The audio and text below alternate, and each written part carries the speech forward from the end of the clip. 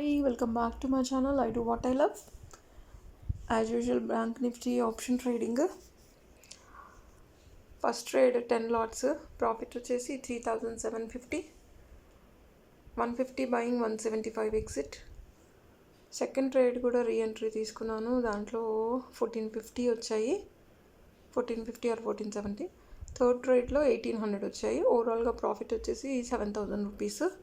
So మనం జాగ్రత్తగా చేసుకుంటే మనకి డబ్బులు కనిపిస్తాయి. మనకి తెలియకుండా మనం ఆర్డర్స్ ఎక్కడంటే అక్కడ ప్లేస్ చేసి వస్తాయి అని చెప్పి ఆశకు ఎదురు చూసామనుకోండి, అప్పుడు పోతాయి అన్నమాట.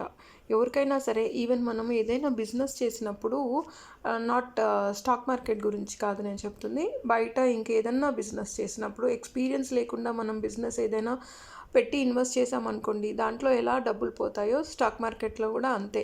నేర్చుకోకుండా, తెలియకుండా, మినిమం బేసిక్ నాలెడ్జ్ లేకుండా ఆప్షన్ ట్రేడింగ్ చేస్తే డబ్బులు అనేవి ఆబ్వియస్లీ పోతాయి. సో అందుకని నేను ఏం చెప్తానంటే, నేర్చుకొని మరి చేయండి.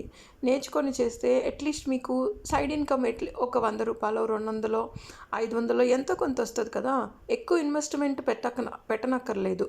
సో అట్లీస్ట్ 500 మాకు చాలు, 300 చాలు అనుకునే వాళ్ళు కూడా ట్రేడింగ్ అనేది చేసుకోవచ్చు అనమాట.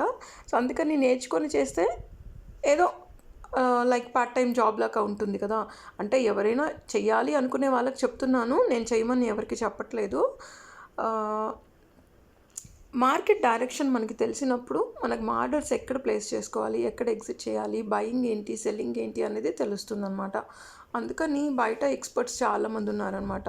సో వాళ్ళ దగ్గర మీరు క్లాసెస్ తీసుకొని చేయండి, లేకపోతే ఎవరినైనా సజెషన్ తీసుకొని చేయండి. ఎక్కడ బై చేయాలి, ఎక్కడ సేల్ చేయాలి, వాట్ ఈజ్ ఆప్షన్ ట్రేడింగ్ అనేది మీరు తెలుసుకుంటే ఎవరికైనా సరే డబ్బులు అనేవి సంపాదించవచ్చు.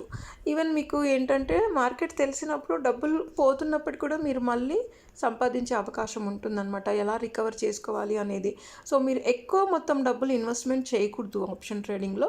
సో అలాంటప్పుడు మీకు కొంచెం ఎక్స్పీరియన్స్ గ్యాదర్ అవుతుంది, మీకు తెలుస్తుంది ఆప్షన్ ట్రేడింగ్ అంటే ఏంటి. మీకు 100 రూపీస్ వచ్చాయనుకోండి, క్లోజ్ చేసుకోండి. 500 వచ్చాయనుకోండి, క్లోజ్ చేసుకోండి.